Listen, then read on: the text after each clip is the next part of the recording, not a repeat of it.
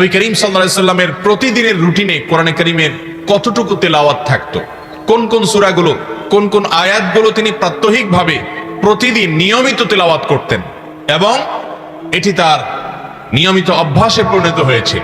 মোহতারাম হাজিরিন, প্রতিদিন আমাদের নবী সাল্লাল্লাহু আলাইহি সাল্লাম কোরআনে কারীমের যে সূরা এবং আয়াতগুলো তেলাওয়াত করতেন তার মধ্যে সবচেয়ে বেশি পরিমাণে তেলাওয়াত হতো তার কোরআনে কারীমের শেষ তিনটি সূরা, সূরা ইখলাস, সূরা ফালাক, সূরা নাস।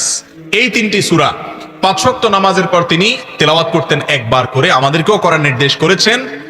আর এই তিনটি সূরা সকাল এবং সন্ধ্যায় এই দুই টাইমে তিনবার করে তেলাওয়াত করতেন।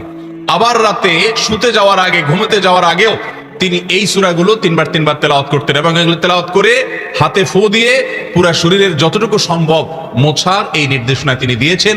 এর মাধ্যমে দুষ্ট শয়তানের প্রভাব থেকে আরো নানামুখী ক্ষতি থেকে আল্লাহ তাআলা আমাদেরকে হেফাজত রাখেন। তাহলে গোটা কোরআনের যেই সূরাগুলো পরিমাণে সবচেয়ে বেশি তেলাওয়াত করতেন নবী করিম সাল্লাল্লাহু আলাইহি সাল্লাম সারা দিনের মধ্যে, সেগুলো হলো এই শেষ তিনটা সূরা, সূরা ইখলাস, সূরা ফালাক, সূরা নাস। এই আমলগুলো একজন মুসলমান হিসেবে আমাদেরও নিয়মিত করা উচিত। নবী করিম সাল্লাল্লাহু আলাইহি সাল্লামের কোরআনে কারীমের আয়াতের অংশ বিশেষ তেলাওয়াতের ক্ষেত্রে যদি আমরা বলি, তাহলে সবচেয়ে বেশি পরিমাণে সারাদিন রাতের মধ্যে তিনি তেলাওয়াত করতেন যেটি, সেটা হলো আয়াতুল কুরসি। আয়াতুল কুরসি প্রত্যেক ওয়াক্ত নামাজের পরে যদি কেউ একবার পড়ে, নবী করিম সাল্লাল্লাহু আলাইহি সাল্লাম বলেছেন ওই ব্যক্তি আর জান্নাতের মধ্যে মৃত্যু ছাড়া আর কোনো আড়াল থাকবে না। অর্থাৎ মৃত্যু হওয়ার সঙ্গে সঙ্গে আল্লাহ রাব্বুল আলামিন তাকে জান্নাত দিবেন। অবশ্যই অন্যান্য শর্ত, তার শিরক মুক্ত ঈমান, বিদআত মুক্ত আমল, অন্যান্য হারাম বান্দার হক ইত্যাদি থেকে অবশ্যই তাকে মুক্ত থাকতে হবে। তাহলে সূরার মধ্যে তিনটি সূরা সবচেয়ে বেশি, আর আয়াতের মধ্যে আয়াতুল কুরসিটা সবচেয়ে বেশি।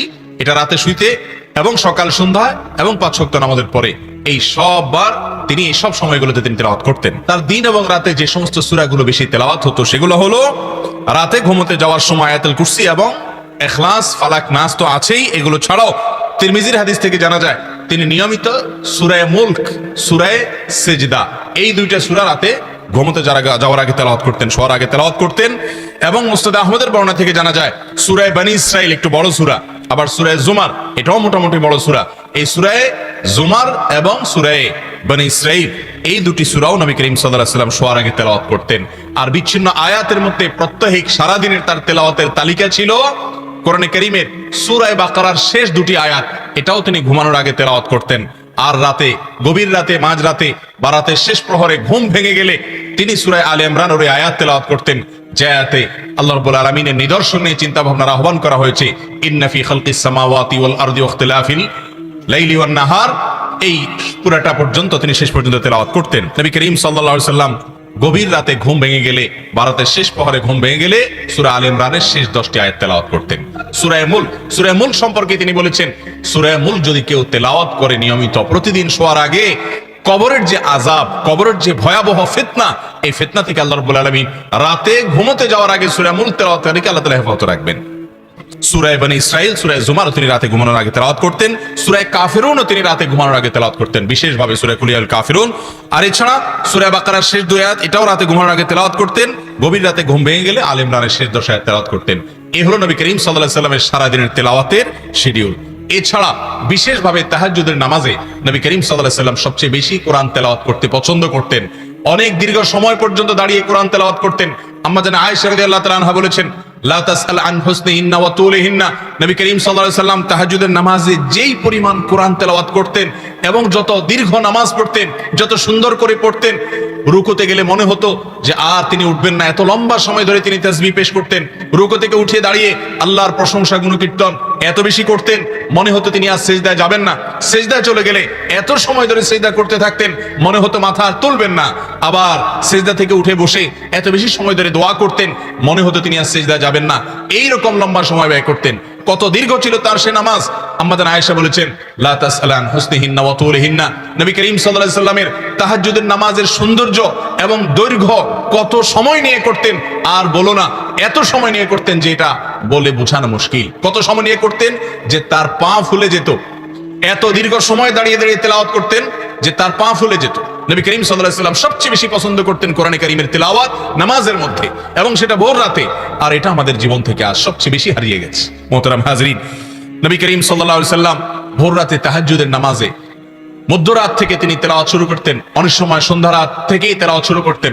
এবং এই নামাজের এক রাকাতে সহিহ মুসলিমের বর্ণনা অনুযায়ী সূরা বাকারা, সূরা আলে ইমরান, সূরা নিসা, তিনটা বড় বড় বৃহৎ তিনটা সূরা, সবচেয়ে বড় তিনটা সূরা, এই তিনও সূরা তিনি এক রাকাতে তেলাওয়াত করতেন।